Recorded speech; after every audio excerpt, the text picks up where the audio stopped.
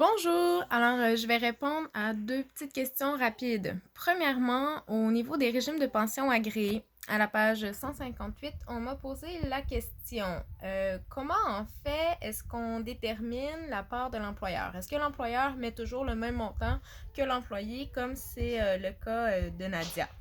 Alors, c'est très complexe, les fonds de pension communément appelés, là, ou les régimes de pension agréés. C'est très complexe, il y en a plusieurs catégories différentes.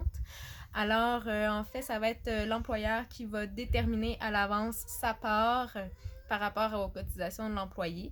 Alors, c'est une question qui malheureusement n'a pas de réponse courte. Je vais vous mettre dans le prochain courriel que je vous envoie le lien avec deux sites internet, un de Revenu Québec et un de Raymond Chabot Grande Thornton qui explique grosso modo les différentes caractéristiques des grandes catégories de fonds de pension. Dans le fond, il y en a qui ont des prestations déterminées, il y en a qui ont des cotisations déterminées. Puis, c'est un peu à partir de là que les employeurs vont vous proposer un certain pourcentage. Donc, dans le cas de Nadia, c'est moitié-moitié. L'autre question que j'avais, c'était aussi dans le monde du travail, c'était plutôt à la page 102. Alors, par rapport à la question 1, donc on compare le Québec et le Canada. On m'a demandé pourquoi est-ce que la base sur laquelle on compare, c'est 859, donc le salaire hebdomadaire moyen du Québec, et pas 940, c'est-à-dire celui du Canada. Ça dépend, en fait, les deux peuvent être bons, mais ça dépend de comment tu veux analyser tes données. Écoutez l'énoncé. Le salaire hebdomadaire moyen versé aux Canadiens est environ 10% plus élevé que celui versé aux Québécois. Premièrement, la réponse est 9,4%. Alors, moi, je voudrais une réponse précise, pas une approximation. Ils ont arrondi à 10%, mais c'est 9,4%. Donc, OK, attention à ça.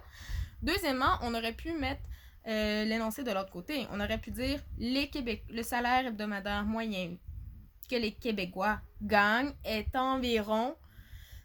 Là, à ce moment-là, il faut inverser les chiffres. Donc, au lieu de prendre 940 moins 859, il faut faire le contraire.